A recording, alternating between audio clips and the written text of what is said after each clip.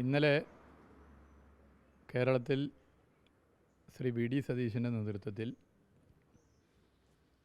UDF നയിക്കുന്ന പുതിയ government സത്യപ്രതിജ്ഞ ചെയ്ത് അധികാരത്തിൽ വന്നു.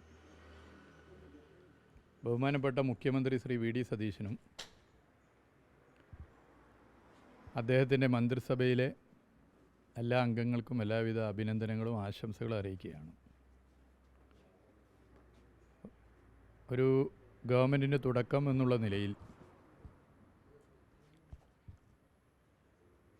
ജനോപകാരപ്രദമായ ഏത് നിലപാടിനെയും എല്ലാ നിലയിലും അംഗീകരിക്കുകയും പിന്തുണയ്ക്കുകയും ചെയ്യുമെന്നുള്ളത് അറിയിക്കുകയാണ്. ഇന്നലെ സത്യപ്രതിജ്ഞാ ചടങ്ങിൽ മുൻ മുഖ്യമന്ത്രിയും ഇടതുപക്ഷ ജനാധിപത്യ മുന്നണിയുടെ നേതാക്കൾ സഖാക്കൾ ഗോവിന്ദൻ മാഷും ബിനോയ് വിശ്വം ഒക്കെ പങ്കെടുത്തിരുന്നു. ഇന്നലത്തെ സത്യപ്രതിജ്ഞാ ചടങ്ങുമായി ബന്ധപ്പെട്ട് പൊതുവെ ഉയർന്നു വന്ന ഒരു വിവാദമുണ്ടായിരുന്നു. അത് മതനിരപേക്ഷ മനസ്സുകളിലുണ്ടായ ഒരു ആശങ്കയാണ്. ദേശീയ ഗീതം വന്ദേ മാതരം പൂർണ്ണമായും സത്യപ്രതിജ്ഞ ചടങ്ങിൽ പാടിയതുമായി ബന്ധപ്പെട്ടാണ്. ആ വിഷയവുമായി ബന്ധപ്പെട്ട് സർക്കാരിനെ അഭിനന്ദിക്കുകയും സർക്കാരിന് ഇതുപോലെ പിന്തുണ, ആശംസ എന്നിവ അറിയിക്കുകയും ചെയ്തുകൊണ്ട് തന്നെ ഒരു പുതിയ സർക്കാർ വന്ന ഉടനെ ചാടി വീണ് എതിർക്കുകയല്ല, അങ്ങനെ വിഷയത്തെ കാണാതെ ഈ വിഷയത്തിൽ മതനിരപേക്ഷ മനസ്സുകളിലുണ്ടായിട്ടുള്ള ആശങ്ക ശ്രദ്ധയിൽപ്പെടുത്തുന്ന നിലയിൽ ഒരു ഫേസ്ബുക്ക് പോസ്റ്റ് പൊതുവെ ചെയ്യുന്നതിൻ്റെ ഭാഗമായി അത് പിന്നീട് ചർച്ച ചെയ്യപ്പെടുകയും BJPയുടെ നേതാവ് ശ്രീ വി മുരളീധരൻ ഉൾപ്പെടെ വളരെ മോശമായി ആ ഫേസ്ബുക്ക് പോസ്റ്റിനെ ചിത്രീകരിക്കാൻ ശ്രമിക്കുകയും ചെയ്തു. ഞാൻ ആദ്യം തന്നെ പറയട്ടെ, ഇതൊരു മതപ്രശ്നമായിട്ടല്ല കാണേണ്ടത്, ഒരു രാഷ്ട്രീയ പ്രശ്നമാണ്. വന്ദേ മാതരത്തിൻ്റെ എല്ലാ ഈരടികളും പാടിയത് ഒരു രാഷ്ട്രീയ പ്രശ്നമായിട്ടാണ് കാണേണ്ടത്, ഒരു മതപ്രശ്നമല്ല. നമ്മുടെ രാജ്യത്തിൻ്റെ ഭരണഘടന മുന്നോട്ട് വെക്കുന്ന സെക്യുലറിസത്തിൻ്റെ ആശയത്തിന് വെല്ലുവിളിയേകുന്ന നിലയാണ് ഇത് എന്നുള്ളത് പൊതുവെ ചർച്ച ചെയ്യപ്പെടുന്നു.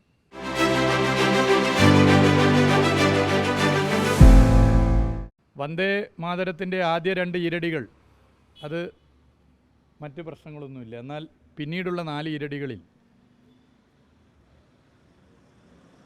തീർച്ചയായും ഒരു ബഹുസ്വര സമൂഹത്തിനാകെ അംഗീകരിക്കാൻ വേണ്ടി പറ്റുന്ന കാര്യങ്ങളല്ല എന്നുള്ളത് ഇപ്പോൾ ആദ്യമായിട്ട് ചർച്ച ചെയ്യപ്പെടുന്നതല്ല.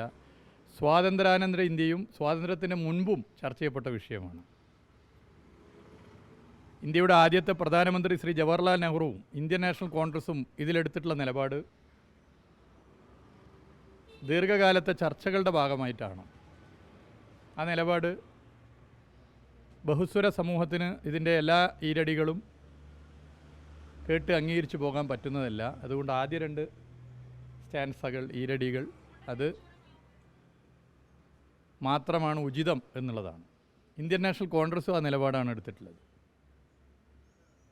പശ്ചിമ ബംഗാൾ ഉൾപ്പെടെയുള്ള സംസ്ഥാന നിയമസഭയിലേക്കുള്ള തെരഞ്ഞെടുപ്പിൻ്റെ മുമ്പ് കേന്ദ്ര BJP ഗവൺമെൻറ് ഇത് ഒരു പ്രത്യേക നിലയിൽ അടിച്ചേൽപ്പിക്കാനുള്ള ശ്രമം നടത്തിയിരുന്നു. അന്ന് CPIM, എൻ്റെ പ്രസ്ഥാനം, അതിൻ്റെ പോളിറ്റ് ബ്യൂറോ ഇതുമായി ബന്ധപ്പെട്ട് ശക്തമായ നിലപാട് സ്വീകരിച്ചിരുന്നു. ആ പ്രസ്താവന എൻ്റെ കയ്യിലുണ്ട്. പിന്നീട് ഇതുമായി ബന്ധപ്പെട്ട് സുപ്രീം കോടതി തന്നെ മാർച്ച് മാസമാണ് എന്നാണ് എനിക്ക് തോന്നുന്നത്, ഇതൊരു അഡ്വൈസറി മാത്രമാണ്, ഇത് മാൻഡേറ്ററി അല്ല, ഇത് നിർബന്ധിതമല്ല, കേന്ദ്ര ഗവൺമെൻറ്റിന് ഇത് അഡ്വൈസ് ചെയ്യാം അല്ലെങ്കിൽ ആവശ്യപ്പെടാം, എന്നാൽ ഇത് നിർബന്ധമായി നടപ്പിലാക്കണമെന്ന് പറയാൻ പറ്റില്ല എന്ന് ബഹുമാനപ്പെട്ട സുപ്രീം കോടതി തന്നെ ചൂണ്ടിക്കാട്ടിയിട്ടുണ്ട്. തമിഴ്നാട്ടിൽ ബഹുമാനപ്പെട്ട മുഖ്യമന്ത്രി ശ്രീ വിജയുടെ നേതൃത്വത്തിൽ ഗവൺമെൻറ് അധികാരമേൽക്കുമ്പോഴും ഈ വിഷയമുണ്ടായിരുന്നു, വിവാദമുണ്ടായിരുന്നു. അങ്ങനെയുള്ള ഒരു പശ്ചാത്തലത്തിൽ കേരളത്തിലെ UDF സർക്കാരിൻ്റെ സത്യപ്രതിജ്ഞാ ചടങ്ങിൽ പൊതുവേ ഇതിൽ ശ്രദ്ധ ചെലുത്തേണ്ടതായിരുന്നു എന്നുള്ളൊരു അഭിപ്രായമാണ് പറയാനുള്ളത്.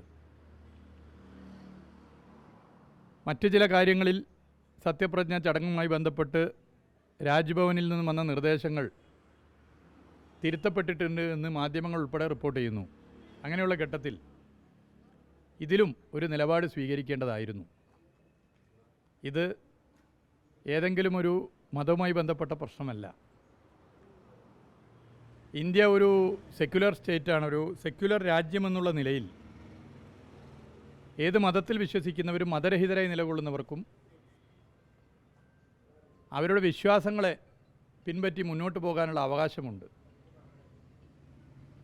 എല്ലാ മതവിശ്വാസികളെയും ബഹുമാനിക്കുന്ന പ്രസ്ഥാനമാണ് CPIM. ഇവിടെ ഈ നിലയിൽ എല്ലാവർക്കും അംഗീകരിക്കാൻ വേണ്ടി പറ്റാത്ത, നേരത്തെ ഒരുപാട് തവണ ചർച്ച ചെയ്യപ്പെട്ട് അതിൽ നിലപാട് സ്വീകരിക്കപ്പെട്ട ഒരു വിഷയത്തിൽ വന്ദേമാതരം എല്ലാ ഈരടികളും അവിടെ പാടിയത് ഒരു രാഷ്ട്രീയ പ്രശ്നമാണ്. അത് നമ്മുടെ രാജ്യത്തിൻ്റെ ഭരണഘടന സെക്യുലറിസത്തെ ചോദ്യം ചെയ്യുന്നൊരു പ്രശ്നമാണ്. ഇതിൽ നേരത്തെ തന്നെ ഇന്ത്യൻ നാഷണൽ കോൺഗ്രസ് സമീപനം സ്വീകരിച്ചിട്ടുണ്ട്. എന്താണിതിൽ KPCCയുടെ നിലപാട്? എന്താണിതിൽ UDFലെ മറ്റ് കക്ഷികൾ, ഇന്ത്യൻ യൂണിയൻ മുസ്ലിം ലീഗിന് ഈ വിഷയവുമായി ബന്ധപ്പെട്ട നിലപാട്? എന്താണ് കേരള കോൺഗ്രസ് ജോസഫ് ഗ്രൂപ്പിൻ്റെ വിഷയത്തിലെ നിലപാട്? എന്താണ് CMP ശ്രീ ബഹുമാനപ്പെട്ട മന്ത്രി ശ്രീ CP ജോൺ ഇതുമായി ബന്ധപ്പെട്ട നിലപാട്? എന്താണ് RSPക്ക് ഇതുമായി ബന്ധപ്പെട്ട നിലപാട്? ഇതൊക്കെ സ്വാഭാവികമായും മതനിരപേക്ഷ കേരളത്തിന് അറിയാൻ താൽപ്പര്യമുള്ള വിഷയമാണ്.